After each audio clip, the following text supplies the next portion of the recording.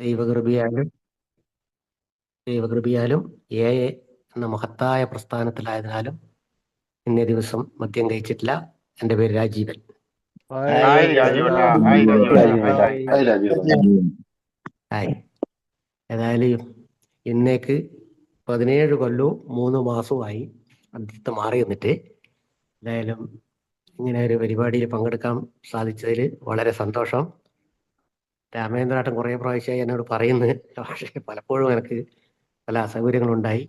പിന്നെ എനിക്ക് വിഷയം അങ്ങനെ ഇപ്പൊ കുറേ ആയിട്ട് സംസാരിക്കലൊന്നുമില്ല. എനിക്ക് കുറേ ആയിട്ട് ഇതിൽ നിന്ന് പിറകോട്ട് നിൽക്കലാണ്. പക്ഷേ മീറ്റിങ്ങിൽ കൃത്യമായിട്ട് എല്ലാ ആഴ്ചക്ക് ഒരു 3 മീറ്റിംഗെങ്കിലും ഞാൻ നിരന്തരമായി യാത്ര ചെയ്യുന്നുണ്ട്. പിന്നെ ഒന്നും അറിയാതെ കൂട്ടർക്ക് വിഷയമൊന്നും പ്രശ്നമല്ലല്ലോ. അതുകൊണ്ട് രാമേന്ദ്രനാട്ടോട് ഞാൻ പറഞ്ഞു ആത്മീയമായിട്ടുള്ള വിഷയം വെച്ചോന്ന് പറഞ്ഞു. അത് വെച്ചിട്ട് വെച്ചാണ് ഇതിനകത്ത് ഇരിക്കുന്ന പലരും അത്രയും അറിവുള്ള ഒരാളൊന്നും അല്ല, എനിക്കറിയാം. പക്ഷെ എന്നിരുന്നാലും ചില കാര്യങ്ങൾ എൻ്റെ ഈ 17 കൊല്ലത്തെ എൻ്റെ ജീവിതയാത്രയിൽ എനിക്ക് മനസ്സിലായ ആത്മീയത എന്ന വാക്കിൻ്റെ ഞാൻ മനസ്സിലാക്കിയ മീനിങ്ങിലൂടെ, അത് ശരിയായിരിക്കാം തെറ്റായിരിക്കാം. ഓരോ ആളുകളും ആത്മീയത എന്ന് പറയുന്നത് വലിയൊരു വിഷയമാണ്. അത് പണ്ടേ നമ്മുടെ മതങ്ങളും ഒക്കെ ഏറ്റവും നല്ല രീതിയിൽ, അല്ലെങ്കിൽ ഏറ്റവും ഒരു വല്ലാത്തൊരു എന്താ ഇതിന് പറയാം, അർത്ഥത്തിൽ ഉപയോഗിക്കുന്ന ഒരു വാക്കാണ് ആത്മീയത, ദൈവികത, ഭൗതികത എന്നൊക്കെ പറയുന്നത്. അതിനകത്ത് ആത്മീയതയാണ് ഏറ്റവും പ്രാധാന്യം അർഹിക്കുന്നതെന്നാണ് ഞാൻ വിചാരിക്കുന്നത്. അത് ഒരു മനുഷ്യന്റെ ജീവിതത്തിലെ ഏറ്റവും പ്രധാനപ്പെട്ട അറിവുകളുമായിട്ട് ബന്ധപ്പെട്ട കാര്യമാണ്. ഞാൻ വിചാരിക്കുന്നത് എൻ്റെ ജീവിതത്തിൽ ഞാൻ വളരെയേറെ സ്വഭാവ വൈകല്യമുള്ളിയും അതുപോലെ തന്നെ കള്ളുകൂടിൻ്റെ അകത്താണെങ്കിൽ വളരെ അവസാനം ഞാൻ 47-ാമത്തെ വയസ്സിലാണ് ആൽക്കഹോളിസ്റ്റ് അനോണിമസിനെ കണ്ടുമുട്ടിയത്. അതുവരെ ഏകദേശം 30 കൊല്ലം, അതിൻ്റെ അകത്ത് 15 കൊല്ലം മദ്യാസക്തൻ എന്ന് പറഞ്ഞാൽ അതിമദ്യാസക്തനായി ജീവിച്ചൊരു വ്യക്തിയാണ്. ഒരു തരത്തിലുള്ള എന്താ പറയണ്ടേ, ഒരു ഗുണവുമില്ലാത്ത മനുഷ്യൻ എന്നുള്ള നിലയിലുള്ള എല്ലാ ഗുണവും നഷ്ടപ്പെട്ട് ഒരു മൃതദേഹം, അല്ലെങ്കിൽ പണ്ടാരോ പറയുന്നത് കേട്ടിട്ടുണ്ട്, ജീവിച്ചിരിക്കുന്ന മൃതദേഹം എന്ന് പറയുന്നത് കേട്ടിട്ടുണ്ട്, എന്ന അവസ്ഥയിലായ ഒരു മനുഷ്യനാണ് ഞാൻ. പക്ഷെ എന്തുകൊണ്ടോ ഞാൻ വലിയൊരു ദൈവവിശ്വാസിയൊന്നുമല്ല. പക്ഷെ ഞാനും ഇപ്പം ദൈവികത അല്ലെങ്കിൽ ദൈവത്തിന്റെ അനുഗ്രഹം എന്നൊക്കെ പറയാറുണ്ട്. ഞാൻ ആദ്യമായിട്ട് എയെ കണ്ടുമുട്ടിയപ്പോൾ എൻ്റെ ജീവിതത്തിൽ നടന്ന അത്ഭുതം എന്ന് പറയുന്നത്, ആ മീറ്റിങ്ങിൽ, ആ കാലഘട്ടത്തിൽ പങ്കെടുത്ത ആദ്യത്തെ വ്യക്തി ഷെയർ ചെയ്യും, മദ്യാസക്തി എന്ന് പറയുന്ന രോഗം എന്നൊരു വാക്ക് ഞാൻ കേട്ടപ്പോൾ എൻ്റെ ജീവിതത്തിൽ എൻ്റെ ഈ മദ്യത്തെ പറ്റിയിട്ടുള്ള, അല്ലെങ്കിൽ എന്തുകൊണ്ട് ഞാൻ ഇങ്ങനെ ആയിപ്പോയി, എന്താണ് എനിക്ക് മദ്യം നിർത്താൻ പറ്റാത്തത് എന്നൊക്കെ ഞാൻ പല പ്രാവശ്യം എത്രയോ കൊല്ലങ്ങളായിട്ട് ആലോചിച്ചുകൊണ്ടേയിരിക്കുന്ന ഒരു വ്യക്തിയാണ്. എൻ്റെ ജീവിതത്തിൽ മറ്റു പ്രശ്നങ്ങൾ എല്ലാം മദ്യമായിട്ട് ബന്ധപ്പെട്ടതാണെന്നൊക്കെ എനിക്ക് മനസ്സിലായിട്ടുണ്ട്. പക്ഷെ എനിക്ക് നിർത്താൻ പറ്റുന്നില്ല. പക്ഷെ ആ മദ്യാസക്തി ഒരു രോഗമാണ് എന്ന് ഉള്ളൊരു വാക്ക് അദ്ദേഹം പറയുന്നത് കേട്ടപ്പോൾ അന്ന് എൻ്റെ ഉള്ളിൽ ഒരു അത്ഭുതം നടന്നിരിക്കും. അതെന്താണെന്ന് എനിക്ക് നിങ്ങളോട് വിവരിക്കാൻ കഴിയില്ല. അതെൻ്റെ ഉള്ളിൽ, അതിനാണ് ഞാൻ ആത്മീയമായിട്ടുള്ള ഒരു ഒരു എന്താ പറയണ്ട, ഒരു അനുഭവം എന്ന് ഞാൻ പറയുന്നത്. ഒരു ആത്മീയ അനുഭവം ആ ഒരൊറ്റ വാക്കിൻ്റെ അകത്തുനിന്നാണ്. വേറെ അതിൻ്റെ അപ്പുറവും ഇല്ല ഇപ്പുറവും ഇല്ല. എൻ്റെ ജീവിതത്തിൽ അയാൾ അത് പറയുമ്പോൾ എനിക്കൊരു ഉത്തരം കിട്ടിയിരിക്കുന്നു എൻ്റെ ഉള്ളിൽ, എൻ്റെ ആത്മാവിൽ ഞാൻ തേടിക്കൊണ്ടേയിരിക്കുന്ന, ഞാൻ ഇതുകൊണ്ടാണ് എൻ്റെ പ്രശ്നം എന്ന് എൻ്റെ ഉള്ളിൽ അത് അത്ഭുതം സംഭവിപ്പിച്ചു. ശരിക്കും പറഞ്ഞു കഴിഞ്ഞാൽ ഞാനൊക്കെ ഇപ്പോൾ ഓർമ്മയുണ്ട്. ആ 17 കൊല്ലം 3 മാസം മുമ്പേ ഞാൻ ആ മീറ്റിങ്ങിൽ ഇരുന്നത് എനിക്ക് ഇപ്പോൾ ഓർമ്മയുണ്ട്. ഞാൻ പിന്നീട് അത് കേട്ട നിമിഷം മുതൽ ഞാൻ ചിരിച്ചുകൊണ്ടേയിരിക്കുന്നതിന് എനക്കെന്തോ എന്താ പറയുക, പെട്ടെന്ന് പുറത്തുനിന്ന് കാണുന്ന ഒരാൾക്ക് ഒരു മാനസിക രോഗം വന്നെന്ന് തോന്നിപ്പോയി. എനിക്ക് അത്രയും സന്തോഷമാണ്. എൻ്റെ ഉള്ളിൻ്റെ ആത്മാവിൽ നിന്ന് വരുന്നൊരു സന്തോഷമാണ്. കാരണം എനിക്കെന്തോ കിട്ടിയിരിക്കുന്നു എന്നൊരു തോന്നൽ. അത് പിന്നീട് അന്നൊന്നും കണ്ണൂർ ഡെയിലി മീറ്റിംഗ് ഒന്നുമില്ല. ഒരു ഞായറാഴ്ച മീറ്റിംഗ് കഴിഞ്ഞാൽ പിന്നെ അടുത്ത ഞായറാഴ്ചയാണ് മീറ്റിംഗ്. ഞാൻ പിറ്റേത്തെ ഞായറാഴ്ചക്ക് വേണ്ടിയിട്ട് ഞാൻ കാത്തിരിക്കുകയായിരുന്നു. ആ ഒരാഴ്ച ഞാൻ ഒരു വീട്ടിൽ നിന്ന് പുറത്തിറങ്ങിയിട്ടില്ല. വീട്ടിലിരുന്നിട്ട് പിറ്റേ ദിവസം 3 മണിക്ക് വേണ്ടുന്ന മീറ്റിങ്ങിന് 1 മണിക്ക് കണ്ണൂരെത്തി ആ സ്കൂളിന്റെ കണ്ടിക്ക് ഞാൻ അവിടെ പോയിരുന്നതാണ് ആ മീറ്റിങ്ങിന് വേണ്ടിയിട്ട്. എൻ്റെ ഉള്ളിൽ സന്തോഷം കൊണ്ടുള്ള എന്താ പറയണ്ടേ, എൻ്റെ എല്ലാ ക്ഷീണം, ഞാൻ ശരിക്കും പറഞ്ഞാൽ അന്ന് ആ മീറ്റിങ്ങിന് വരുന്നത് എനിക്ക് എണീറ്റ് നടക്കാൻ പറ്റില്ല. എനിക്ക് ഒന്നും തിരിയുന്നില്ല, തലയിൽ നിന്നും വന്നാറിന്റെ ഒന്നും മനസ്സിലാവുന്നില്ല. അങ്ങനെ ഞാൻ മീറ്റിംഗ് സ്കൂളിന്റെ പുറത്ത് ആ ഗേറ്റ് പിടിച്ചിട്ട് നിൽക്കാൻ പറ്റുന്നില്ല. അങ്ങനെ ഞാൻ പോയ ഒരു വ്യക്തിയാണ്. ഉറങ്ങാൻ പറ്റില്ല. എത്രയോ ദിവസങ്ങളായിട്ട് ഞാൻ ഉറങ്ങാറില്ല, ഭക്ഷണം കഴിക്കാറില്ല. പക്ഷെ അന്നത്തെ ആ ഒരു ദിവസം ഞാൻ അവിടുന്ന് കടന്നുപോയ ഞാൻ സാധാരണ ഉറങ്ങൂല, എന്നാലും എപ്പോഴെങ്കിലും ഉറക്കം കിട്ടിയ 3 മണിക്കോ 2 മണിക്കോ ഉറക്കം കിട്ടും. പിന്നെ ഉറങ്ങൂല, പിന്നെ ഇങ്ങനെ തിരിഞ്ഞും മറിഞ്ഞും കിടക്കും. ഞാൻ അന്ന് പിറ്റേ ദിവസം രാവിലെ 8 മണിക്കാണ് ഉറങ്ങിണീച്ചത്. രാത്രി 9 മണിക്ക് കിടന്നിട്ട് ഒരൊറ്റ ഉറക്കാണ്. ശരിക്കും പറഞ്ഞ എന്തോ ഒരു നിർവൃതി ഞാൻ അനുഭവിച്ചിട്ടുണ്ട്. അതുപോലെ തന്നെ ഞാൻ ഭക്ഷണം കഴിക്കാൻ തുടങ്ങി. എൻ്റെ എന്തെല്ലോ പ്രശ്നങ്ങൾ, പല പ്രശ്നങ്ങളുണ്ട്, അതിലെന്തൊക്കെയോ അതിൽ കുറച്ചൊക്കെ മാറ്റം വന്നു.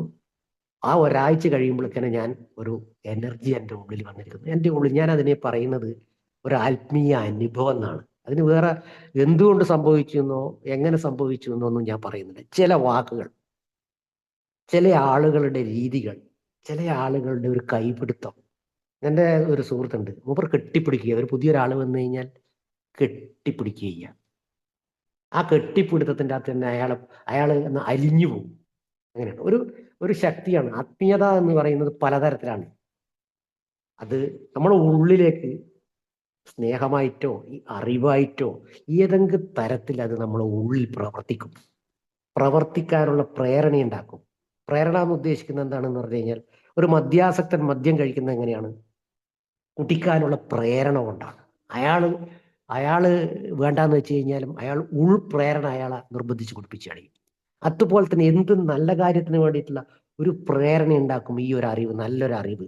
ഞാൻ ഏയിലുള്ള നമ്മളെ കണ്ണൂരൊക്കെ വന്ന ചില ആളുകളോടൊക്കെ, നമ്മൾ ആദ്യമായിട്ട് വന്ന ആളുകളോട് ഞാൻ പിറ്റേന്ന് രാവിലെയൊക്കെ വിളിച്ചു ചോദിക്കും, എന്തുണ്ട്, എങ്ങനെയുണ്ട്, എന്താ ഇന്നലെ വന്നിട്ട് തോന്നിയെന്നൊക്കെ പറയും. ഒരാൾ എന്നോട് പറഞ്ഞ വാക്കുണ്ട്, എൻ്റെ ശരീരത്തിൽ നിന്ന് എന്തോ ഇറങ്ങിപ്പോയ പോലെ ഉണ്ട് രാജുവേട്ടൻ. മറ്റൊരാൾ പറഞ്ഞത്, എൻ്റെ ശരീരത്തിൽ എന്തോ കയറിയിട്ടുണ്ട്. ഞാൻ വളരെ സന്തോഷവാനാണ്. ഇങ്ങനെയാണ് ഓരോരാൾക്കും അനുഭവം എങ്ങനെയാണെന്ന് ചോദിച്ചാൽ ഓരോ തരത്തിലാണ്. അത് അവരനുഭവിക്കുന്നതാണ് ആത്മീയത എന്ന് ഞാൻ ഉദ്ദേശിക്കുന്നത്. ആത്മീയ അനുഭവം എന്ന് പറയുന്നത് അങ്ങനെയാണ്. ഓരോരുത്തർക്കും ഓരോ തരത്തിൽ ഓരോ സമയത്ത്. ചിലപ്പോൾ എല്ലാവർക്കും ആദ്യത്തെ ദിവസം കിട്ടണമെന്നോ ഒന്നുമില്ല. നമ്മളെ പറയുന്നത് പോലെ ഒരു 90 മീറ്റിംഗ് എങ്കിലും പങ്കെടുക്കണം എന്ന് പറയുന്നത് ഞാൻ വിചാരിക്കുന്നത് അതിലെപ്പോഴെങ്കിലും ഇത് നടക്കും. എപ്പോഴെങ്കിലും ഈ ഒരു അനുഭവം അങ്ങനെയുള്ള ആളുകൾ തന്നെയാണ് ആൽക്കഹോളിക്. എത്രയോ ആളുകൾ വന്നിട്ട് തിരിച്ചു പോകുന്നുണ്ട്. പക്ഷെ ചില ആളുകൾ ഇതിൻ്റെ അകത്ത് തങ്ങി അവർക്ക് എന്തോ കിട്ടുന്നുണ്ട്, അത്രയേ പറയാൻ പറ്റൂ. അതെന്താണെന്ന് നമുക്ക് വിവരിക്കാൻ പറ്റില്ല. അത് തന്നെയാണ് ഞാൻ വിചാരിക്കുന്നത്. ആൽക്കഹോളിക് അനോണിമസ് എന്ന് ആദ്യമായിട്ട് നിൽക്കുന്ന ഒരാൾക്ക് കിട്ടുന്ന അത്ര വരെ എനിക്കൊക്കെ അറിയാം. കണ്ണൂരിൽ ട്രീറ്റ്മെന്റ് 3, 4, 5, 6 ട്രീറ്റ്മെന്റിൽ പോയിട്ട് ട്രീറ്റ്മെന്റ് എടുത്ത് വന്നിട്ട് ലക്ഷക്കണക്കിന് ഉറുപ്പ്യ കഴിഞ്ഞ ആളുകൾ അവിടെ വന്നിട്ട് പിന്നീട് എയിൽ വന്നിട്ട് പിന്നെ കുടിച്ചിട്ടില്ല. ഇപ്പം 12 കൊല്ലം 13 വരെ ആളൊക്കെ ഉണ്ട് അവിടെ. അതെന്താണ് അവരുടെ ജീവിതത്തിൽ സംഭവിക്കുന്നതെന്ന് ചോദിച്ചു കഴിഞ്ഞാൽ, ഒരു ആത്മീയമായ ഒരു അറിവ് എങ്ങനെയോ, അതാരെയും മറ്റുള്ള ആളുകളുടെ ഇത് എന്താണ് അതിന് ഒരു വ്യക്തമായ ഒരു വാക്കുകൾ ഞങ്ങൾക്ക് അവിടെ ഉപയോഗിക്കാൻ പറ്റുന്നില്ല. അങ്ങനെ ഒരു അനുഭവം അവിടെ ഉണ്ടാകുന്നുണ്ട് എന്നുള്ളതാണ്. അതാണ് ഞാൻ ആത്മീയത എന്ന് പറയുന്ന വാക്കിന് എൻ്റെ ജീവിതത്തിൽ കടന്നു വന്ന വഴികൾ അങ്ങനെയാണ്. പിന്നീട് ഞാൻ എയിലെ സ്ഥിരമായി യാത്ര ചെയ്യുമ്പോൾ ഞാൻ മനസ്സിലാക്കിയ ഒരു കാര്യം വളരെ ലളിതമാണ്. ഒന്നാമത്തെ ആൽക്കഹോളിക് അനോണിമസിനെ പറ്റി മനസ്സിലാക്കേണ്ട ഒരു കാര്യം എന്ന് പറഞ്ഞാൽ, ഇത് വളരെ ലളിതമാണ്. ഇത് നമ്മളിൽ സംഭവിക്കേണ്ടതാണ്. ഇതിനെ അതിഭീകരമായിട്ടൊന്നും കാണേണ്ട ഒരു കാര്യമില്ല. നമുക്ക് മനസ്സിലാവാത്തതൊന്നും ഇതില്ല. പോകെ പക്ഷെ പെട്ടെന്ന് ഒരാൾക്ക് വന്നു കഴിഞ്ഞാൽ ഒരാഴ്ച കൊണ്ടോ അല്ലെങ്കിൽ ഒരു മാസം കൊണ്ടോ ഒരു 6 മാസം കൊണ്ടോ ഒന്നും ആവണ്ട. പക്ഷെ അനുഭവങ്ങളിലൂടെ അയാൾ ഈ ഒരു മധുവിധു കാലഘട്ടം ഉണ്ടല്ലോ, അതിലൊന്നിൻ്റെ വളരെ ലളിതമാണ്. ഞാൻ വിചാരിക്കുന്നത് നമ്മുടെ പാരമ്പര്യത്തിൽ ഇതിൽ പറയുന്നത് പോലെ പിന്നെ മദ്യം നിർത്തണം എന്നുള്ള ആഗ്രഹം മാത്രമാണ് ഇതിന് വേണ്ടുന്നതെന്ന് പറയുന്നുണ്ട്. അപ്പോ ആർക്കും, ഒരു വിദ്യാഭ്യാസം ഇല്ലാത്ത ആൾക്കും ഒന്നും അറിയാത്ത ഒരാൾക്ക് ആഗ്രഹം ഉണ്ടെങ്കിൽ ഇതിനകത്ത് വരാന്ന് പറയുമ്പോൾ അത് അത്രയും സിമ്പിൾ ആയതുകൊണ്ട് തന്നെയാണ്. അത്രയും സിമ്പിളാണ്. ആ സിമ്പിളായിട്ട് തന്നെ ഇതിനെ കാര്യങ്ങൾ മനസ്സിലാക്കാൻ ശ്രമിച്ചു. ഇതിന്റെ വലിയ കാര്യങ്ങളിലേക്കൊന്നും പോകാതെ വളരെ സിമ്പിളായിട്ട് ഇതിനെ മനസ്സിലാക്കുമ്പോൾ അതിൻ്റെതായ അറിവ്, നിരന്തരം മീറ്റിങ്ങിലൂടെയുള്ള മറ്റുള്ള ആളുകളുടെ അനുഭവത്തിലേക്കുള്ള നമ്മുടെ ശ്രദ്ധ, അത് ഏതെങ്കിലും ഒരു സമയത്ത് എല്ലാവർക്കും ഒരേ സമയത്തൊന്നും സംഭവിക്കുന്ന ഒരു കാര്യമല്ല ആത്മീയമായിട്ടുള്ള കാര്യങ്ങൾ. കാരണം അത് ഓരോ വ്യക്തിയിൽ അധിഷ്ഠിതമാണ്. വ്യക്തിയുടെ അറിവിനും വ്യക്തിയുടെ ശ്രദ്ധക്കും വ്യക്തിയുടെ മറ്റനുഭവങ്ങളുമായിട്ടൊക്കെ ചേർന്ന് നിൽക്കുന്ന ഒരു കാര്യമാണ്. അപ്പൊ അത് ജീവിതത്തിൽ, എൻ്റെയൊക്കെ ജീവിതത്തിൽ മാറ്റം ഞാൻ ആദ്യമായിട്ട് സന്തോഷിക്കുന്നതെന്ന് പറഞ്ഞത് ആ ആ ആ ആ തരത്തിലുള്ള ഒരു സന്തോഷം അന്നാണ് ഉണ്ടായത്. പിന്നീട് എൻ്റെ ജീവിതത്തിൽ ഞാൻ മീറ്റിങ്ങുകളിലൂടെ പോകുമ്പോൾ മനസ്സിലാക്കിയ ലഘുവായിട്ട് കാര്യങ്ങൾ പറയും. ആദ്യമായിട്ടാണ് ഞാൻ എത്രയോ കൊല്ലം കൂടിയിട്ട് 1 മണിക്കൂർ അല്ലെങ്കിൽ 1.5 മണിക്കൂറാണ് അന്ന് മീറ്റിംഗിൽ ഇരിക്കാൻ പഠിച്ചത്. ഒരു 5 മിനിറ്റ് 2 മിനിറ്റ് ഒരു സ്ഥലത്ത് ഇരിക്കാൻ കഴിയുന്ന ഒരു വ്യക്തിയല്ല ഞാൻ. എനിക്ക് ഭയങ്കര അസ്വസ്ഥനാവും ഞാൻ ഒരു സ്ഥലത്ത് ഇരുന്ന് കഴിഞ്ഞാൽ. പക്ഷെ ആൽക്കഹോളിക്കിന്റെ അനോണിമസിന്റെ ആ മീറ്റിംഗ് ഞാൻ ആ അനുഭവം കൂടി ഉള്ളതുകൊണ്ട് ഞാൻ ആ 1.5 മണിക്കൂർ ഇരിക്കുന്നതെന്ന് പറഞ്ഞാൽ വളരെ ജീവിതത്തിൽ എവിടെയും കിട്ടാത്തൊരു സന്തോഷത്തോടു കൂടിയാണ് ഇരിക്കാൻ കഴിയും. ഒന്നിന്റെയും ആവശ്യമില്ലാതെ തന്നെ ആ മീറ്റിംഗിൽ ഇരിക്കുമ്പോൾ കിട്ടുന്നൊരു ആനന്ദം അത് എല്ലാവർക്കും കിട്ടുന്നുണ്ടോ എന്ന് എനിക്ക് അറിയില്ല. ഞാൻ ഇപ്പോഴും അങ്ങനെ തന്നെ ആയിരിക്കാറ്.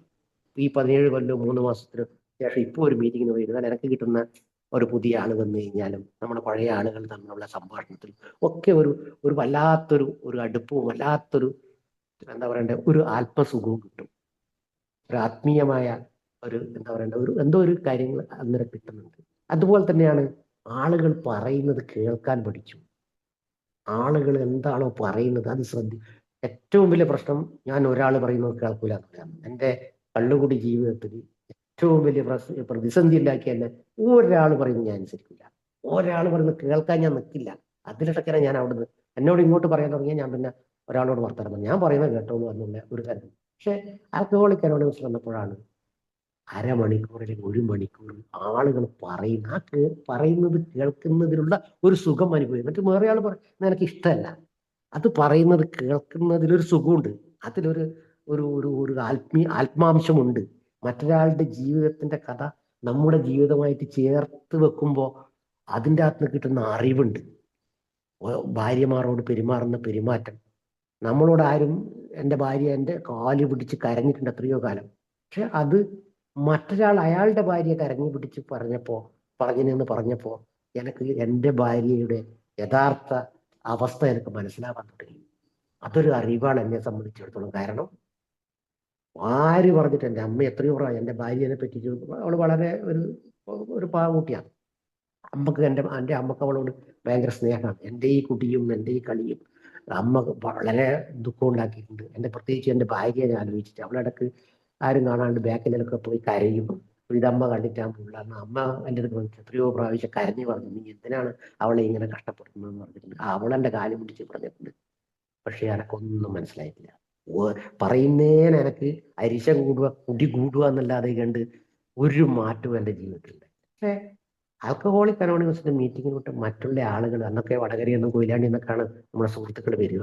അവരൊക്കെ അവരുടെ ജീവിതം സത്യസന്ധമായി ആത്മാർത്ഥമായി പങ്കുവെച്ചപ്പോൾ എൻ്റെ ഉള്ളിൽ എൻ്റെ ഭാര്യ എന്താണ്, എങ്ങനെയാണ് ഒരു ജീവിതം നയിക്കേണ്ടത്, എന്താണ് ഒരു ഭാര്യയോട് പെരുമാറേണ്ടത്, എങ്ങനെയാണ് എന്നുള്ള അറിവ്, അതാണ് എൻ്റെ കുടുംബജീവിതത്തിന്റെ അടിസ്ഥാനം. എന്ന് കിട്ടിയ ആ അറിവാണ് കുടുംബത്തിനെ പറ്റിയിട്ട് അറിവ്. അത് എന്നോട് ഭാര്യ നിങ്ങൾ എവിടെയാ പോകുന്നത് ചോദിച്ചാൽ ഞാൻ പറയാ എനിക്കെന്നാ അറിഞ്ഞിട്ട് വേണ്ടേ. ഇനി അത് കഴിഞ്ഞ് ഇനി അഥവാ കണ്ണൂരാ പോകുന്നതെന്ന് പറഞ്ഞാൽ കണ്ണൂർ എന്തിനാ പോകുന്നത്?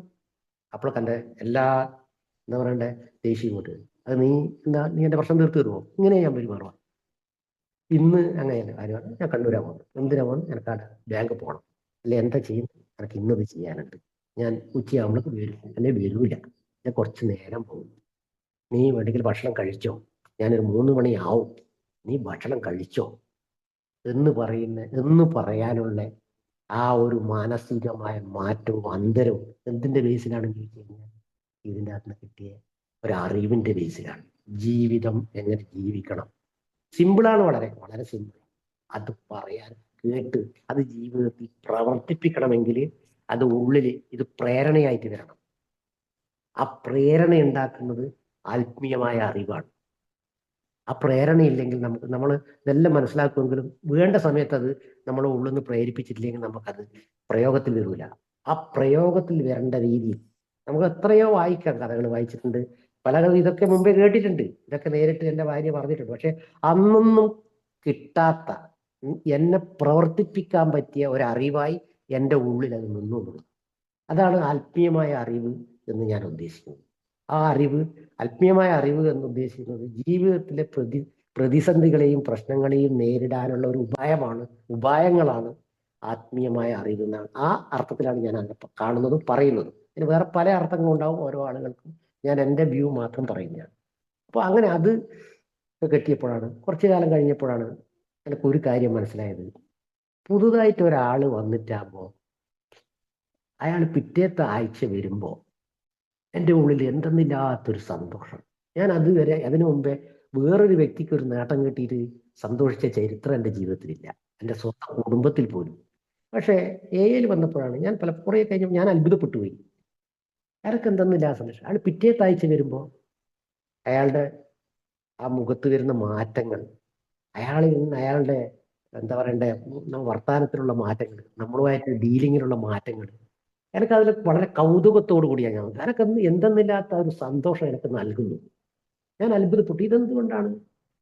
ഞാൻ ഇപ്പോഴും അങ്ങനെയാണ്. എൻ്റെ ആൽക്കഹോളിക് അനോണിമസ് ജീവിതത്തിൽ ഞാൻ ഏറ്റവും ശ്രദ്ധിക്കുന്ന കാര്യം, ഒരു പുതിയ ആൾ വന്നു കഴിഞ്ഞാൽ ഓരോ ആഴ്ചയും സ്റ്റെപ്പ് ബൈ സ്റ്റെപ്പായിട്ട് അവരിൽ വരുന്ന മാറ്റങ്ങൾ എന്നെ വല്ലാണ്ട് സന്തോഷിപ്പിക്കുകയും എന്നെ വല്ലാത്ത പല അറിവുകളും എനിക്ക് കിട്ടും.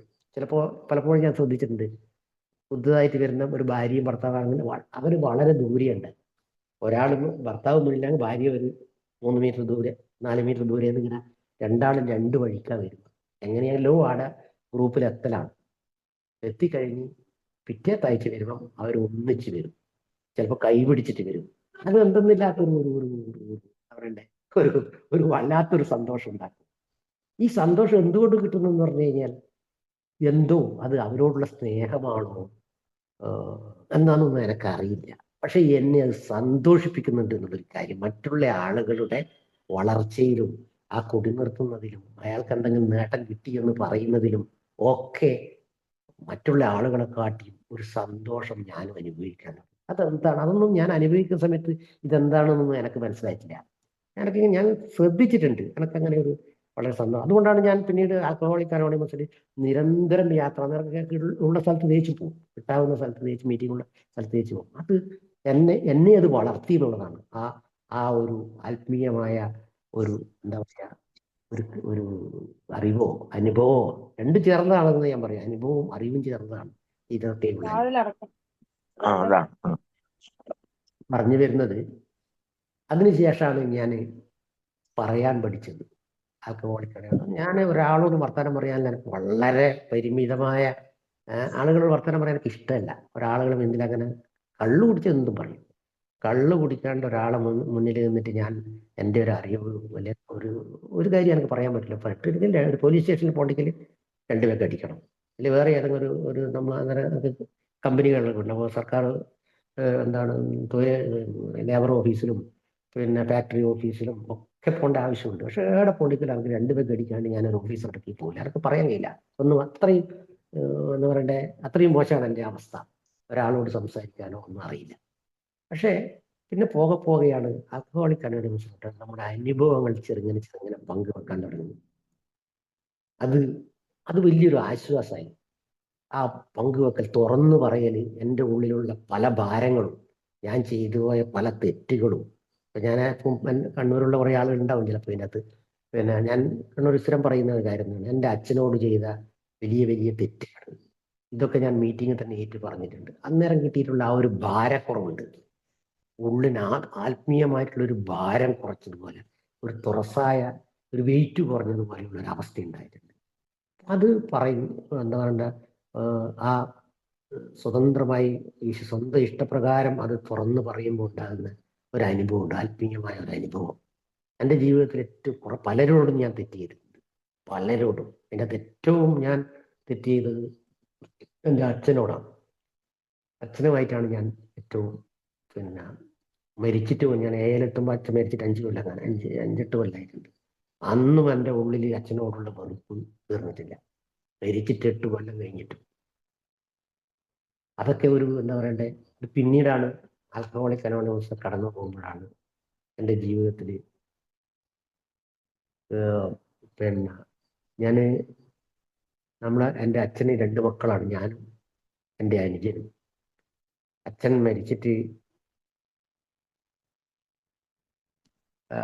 ബലിയിടണം എന്ന് പറഞ്ഞപ്പോൾ ഞാൻ അന്ന് വലിയൊരു എന്താ പറയണ്ടേ, നാട്ടിലെ പുരോഗമനവാദിയായിട്ട് ഞാൻ പറഞ്ഞു വലിയിട്ടില്ല എന്ന് ഞാൻ പറഞ്ഞു. ഏതാണ്ട് അതിൻ്റെ ആവശ്യമില്ല. അത് എൻ്റെ അച്ഛനോട് ഉള്ള എൻ്റെ ഉള്ളിലുള്ള വെറുപ്പിൻ്റെ അന്ന് വന്നതാണ്. പിന്നീട് ഞാൻ വലിയിടാതുകൊണ്ട് തന്നെ അനുജനും വലിയിട്ടില്ല. ഞാൻ ഇടുന്നില്ല എന്ന് പറഞ്ഞിട്ട് അങ്ങനെ അത് കഴിഞ്ഞു. പക്ഷെ എൻ്റെ അമ്മ എന്നോട് പറഞ്ഞിട്ടൊന്നുമില്ലെങ്കിലും ഉള്ളിൻ്റെ ഉള്ളിൽ വല്ലാത്തൊരു വിഷമം. 2 ആൺമക്കളുടെ അച്ഛൻ ഇവിടെ നാട്ടിൽ അറിയപ്പെടുന്ന ഒരു വ്യക്തിയാണ്. പലരും അങ്ങനെ ഇടാതിൻ്റെ പേരിൽ കുറ്റപ്പെടുത്തിയിട്ടുണ്ട്. അങ്ങനെ കുറേ കാര്യങ്ങളുണ്ടായിരുന്നു. പറഞ്ഞു വരുന്നത് പിന്നീട് അത് ഞാൻ ഏലൊക്കെ വന്ന് ഒരു 10-12 കൊല്ലം കഴിഞ്ഞപ്പോൾ ഞാൻ എൻ്റെ അമ്മയെയും കൂട്ടിയിട്ട് തിരുനെല്ലി പോയി അച്ഛന് വേണ്ടിയിട്ട് ബലിയിട്ടു. ആ ബലിയിടുമ്പോൾ പിള്ളിട്ട് കഴിഞ്ഞിട്ട് വരുമ്പോൾ എൻ്റെ അമ്മ എൻ്റെ കൈ പിടിച്ച്, ആ കൈ ഇളക്കുന്നില്ല, പിടിച്ചെടുക്ക തന്നെ. അമ്മയുടെ ഒരു ആ ഉള്ളിലുള്ള ആ സന്തോഷവും ആ ഒരു മകൻ എന്നുള്ള നിലയിൽ അച്ഛനോട് കാണിച്ച ആ മര്യാദയും അതുവരെ ചെയ്യാതിരുന്നതിൻ്റെ ആ പരിഭവവും എല്ലാം ചേർന്നിട്ട് അതൊക്കെ മനസ്സിലായി ആ പിടുത്തത്തിൽ തന്നെ. അതാണ് ഒരു മനുഷ്യന്റെ നമ്മുടെ ആത്മബന്ധമുള്ള ആളുകളുടെ സ്പർശനം പോലും നമുക്ക് നമ്മളെ ഉള്ളിലേക്ക് എന്താണ് അവർ ഉദ്ദേശിക്കുന്നത് മനസ്സിലാവും. അത് പിന്നെ അമ്മക്ക് പിന്നീട് എന്നോടൊരു പ്രത്യേക സ്നേഹമാണ്. അതിനുശേഷം അമ്മയുടെ ഉള്ളിലുള്ള ഒരു വ്യസനം എന്നാണ് ഞാൻ ശരിക്കും മനസ്സിലാക്കുക. അത്രമാത്രം അമ്മ അതിൽ വ്യാകുലപ്പെട്ടിട്ടുണ്ട് എന്ന് എനിക്ക് മനസ്സിലായിട്ടുണ്ട്. ഞാൻ പറഞ്ഞു വരുന്നത് അപ്പോൾ അതൊക്കെ ഒരു അനുഭവമാണ്. നമ്മളെ കുടുംബത്തിൽ എൻ്റെ അമ്മയോട് ചെയ്യേണ്ട, അച്ഛനോടല്ല, അച്ഛൻ മരിച്ചു, അതിനല്ല പ്രാധാന്യം. ജീവിച്ചിരിക്കുന്ന അമ്മക്ക് നൽകിയാൽ ഞാൻ വിചാരിക്കുന്നത് ഏറ്റവും വലിയ ഒരു മകൻ എന്നുള്ള നിലയിൽ ഞാൻ ചെയ്ത ഏറ്റവും വലിയൊരു കാര്യം അച്ഛന് ബലിയിട്ടാണെന്ന് ഞാൻ വിചാരിക്കുന്നത്. അത് എൻ്റെ ഉള്ളിൽ എങ്ങനെ വന്നു ചോദിച്ചു കഴിഞ്ഞാൽ ആ അച്ഛൻ എന്ന് പറയുന്നതിന് കുടുംബം എന്ന് പറയുന്നത് ആ സംഗതി മനസ്സിലായതുകൊണ്ട് അത് വേറെ എവിടെ നിന്ന് കിട്ടില്ല. ആൽക്കഹോളിക് അനോണമസിലുള്ള യാത്രയിലാണ് ഞാൻ അച്ഛനും മകനും. അതുവരെ ഞാൻ അച്ഛൻ്റെ തെറ്റുകളെ പറ്റിയിട്ടാണ് എല്ലാവരും ഇപ്പം പറയുമ്പോൾ ഞാൻ അതാ പറയും, ഇങ്ങനെ ചെയ്തു, അത് ചെയ്തു, ഇത് ചെയ്തു, അങ്ങനെയാണ്.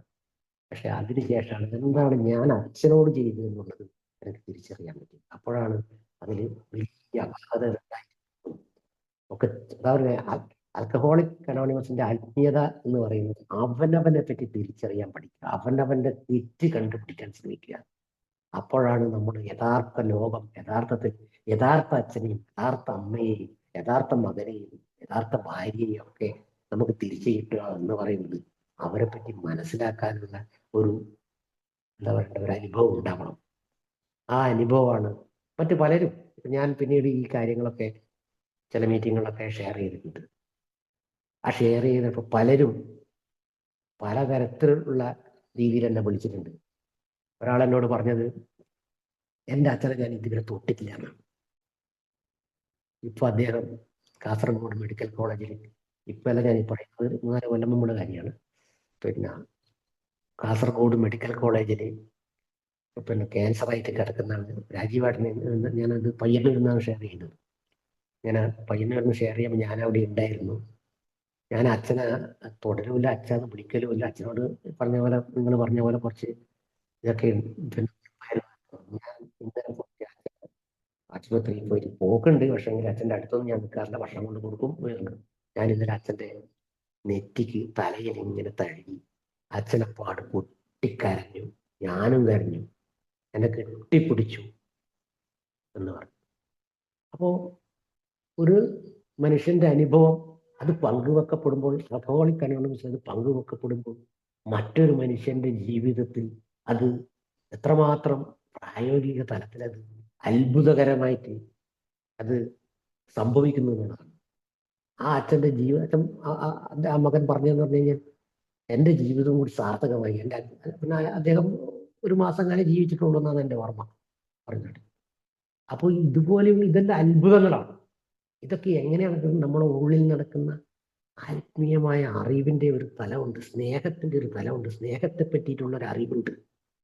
നമ്മൾ വളർന്നു വരുമ്പോൾ ചെറുതായി അവിടുന്ന് വളർന്ന് അച്ഛനും അമ്മയും നമ്മളെ വളർത്തി എടുത്തുകൊണ്ട്, പക്ഷെ നമുക്കൊന്നും അവരുടെ ത്യാഗമോ അവർ നമ്മളെ കൊണ്ട് അനുഭവിച്ച വിഷമങ്ങളോ ഒന്നും ഒരിക്കലും ഒരു മകനും തിരിച്ചറിയില്ല.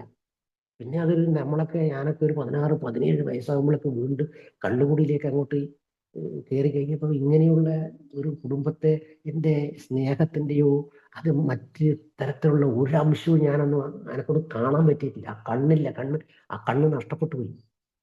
ഇതാണ് ഒരു മദ്യാസക്തൻ അനുഭവിക്കുന്ന ഏറ്റവും വലിയ പ്രശ്നം എന്ന് പറഞ്ഞാൽ, ജീവിതത്തിൽ ഒരു നല്ല പ്രായത്തിൽ ഒരു യൗവനകാലത്ത് 16-17 വയസ്സാകുമ്പോൾ തന്നെ കള്ളുകൂടിയെന്ന് തുടങ്ങിയ ആളുകൾക്ക് ജീവിതത്തിന്റെ യഥാർത്ഥ മുഖം കാണാനുള്ള അവസരം ഇല്ലാണ്ടായി പോകുന്നു. അതുകൊണ്ട് തന്നെ അയാൾക്ക് സമൂഹത്തിന്റെ അകത്തുനിന്ന് കുടുംബത്തിന്റെ അകത്തുനിന്ന് കിട്ടേണ്ട ഒരറിവും കിട്ടാണ്ടായി പോകുന്നു. അതുകൊണ്ട് തന്നെ ശരിക്കും ഞാനൊക്കെ ഒരു അന്ധനാണ്. ജീവിതത്തിൽ എന്തൊക്കെയോ മദ്യത്തിന്റെ ലഹരിയിൽ കാണുന്ന കാഴ്ചകളല്ലാതെ കണ്ട് ഒരു യഥാർത്ഥ കണ്ണിലൂടെ ജീവിതമൊന്നും കണ്ടിട്ടില്ല, കേട്ടിട്ടില്ല. അമ്മയുടെയൊക്കെ പിന്നെ കരച്ചിലും ഭാര്യയുടെ കരച്ചിലും ഒന്നും കരച്ചിലിന്റെ ഇതിലല്ല ഞാൻ കേട്ടത്. ഒരുതരം പകയോട് കൂടിയിട്ടാണ് ഞാൻ ഇതൊക്കെ അനുഭവിച്ചതും പറഞ്ഞതും ഒക്കെ. അതിൻ്റെ അകത്തുള്ള വൈകാരികത നേരത്തെ എനിക്ക് മുമ്പിൽ ഷെയർ ചെയ്ത് ഒരാൾ പറഞ്ഞതുപോലെ അവരുടെ വൈകാരികത മനസ്സിലായിട്ടില്ല. അമ്മയുടെ തേങ്ങല്, ആന്തരികമായിട്ട് ഉള്ള തേങ്ങല്, ഇതൊന്നും മനസ്സിലാക്കാൻ പറ്റുന്നില്ല. ഇതൊക്കെ ഇതിന്റെ അകത്ത് വന്നപ്പോൾ അമ്മയുടെ വിഷമം, ഞാൻ നേരത്തെ പറഞ്ഞത് അച്ഛൻ്റെ ഇത് കഴിഞ്ഞിട്ട് പിന്നെ ഇപ്പൊ അമ്മയില്ല, രണ്ടര കൊല്ലമായി അമ്മ മരിച്ചിട്ട്.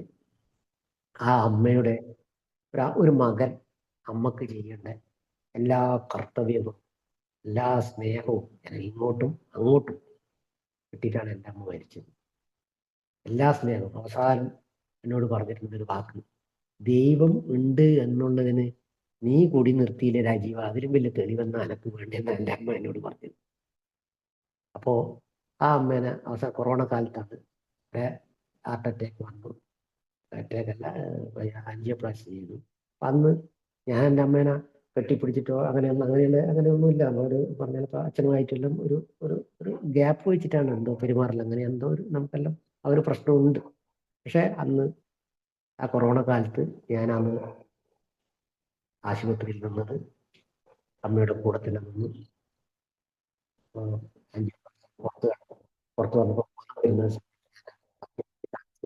ഞാൻ അവിടുന്ന് അമ്മയെ ഒന്ന് കെട്ടിപ്പിടിച്ചിട്ട് ഉമ്മ വെച്ചു. പിന്നീട് എൻ്റെ അമ്മ പറഞ്ഞിരുന്നു, നമുക്ക് ചെറിയൊരിതേ ഉള്ളൂ, നീ എൻ്റെ നെറ്റിക്കൊരു വെച്ചിട്ടില്ലേ, ഞാൻ ഏതോ ഒരു ലോകത്തെത്തി. എനിക്കും അങ്ങനെ തോന്നിയിട്ടുണ്ട്. ഞാൻ അങ്ങനെ ഒരിക്കലും നമുക്കൊരു ബോധമുള്ള സമയത്തൊന്നും അല്ലെ ഓർമ്മയുള്ള സമയത്തൊന്നും ഞാൻ എൻ്റെ അമ്മയെ കെട്ടിപ്പിടിച്ചിട്ടോ ഉമ്മ വെച്ചിട്ടോ ഒന്നുമില്ല. പക്ഷെ അന്ന് അമ്മക്ക് ചെയ്യേണ്ടത് അതാണെന്ന് വിചാരിച്ചു. അതിലും ഒരു കാര്യം ആ ആശുപത്രി കിടക്കുന്ന അമ്മക്ക് വേണ്ടി ചെയ്യാനില്ല എന്നാണ് ഞാൻ മനസ്സിലാക്കിയത്. അതൊരു വലിയൊരു അറിവായിരുന്നു എന്നെ സംബന്ധിച്ചിടത്തോളം. പിന്നീട് ഞാൻ എൻ്റെ കുടുംബത്തിലെ ആശുപത്രി കടന്നു കഴിഞ്ഞാലും ഞാൻ ചിലപ്പോൾ ചില ബോധമുണ്ട്. അത്ര എന്താ പറയണ്ടേ, അതിൻ്റെ നമ്മുടെ ഒരു സ്പർശനത്തിന്റെ ഒരു അത്ഭുതം ആ രോഗിയിൽ ഉണ്ടാക്കുന്ന ഒരു മാറ്റങ്ങളുണ്ട്. ചില ആളുകൾ കൈ പിടിച്ചാൽ വിടൂല, പിന്നെ അവിടെ പിടിച്ചു വെക്കും ഇങ്ങനെ സ്നേഹം കൊണ്ട്. അത്ഭുതകരമായാണ് ഞാൻ പറയുന്നത്. ഒരു ആത്മീയത എന്ന് പറയുന്നത് നമ്മെക്കുറിച്ചുള്ള അറിവാണ്, അവനവനെ കുറിച്ചുള്ള അറിവാണ്. അറിവ് എന്ന് പറയുന്നത് എല്ലാ അറിവും ആന്തരികം മാത്രമല്ല, നമ്മുടെ ഉള്ളിൽ നമ്മുടെ ഓരോ അവയവത്തിനും കഴിവുകളുണ്ട്.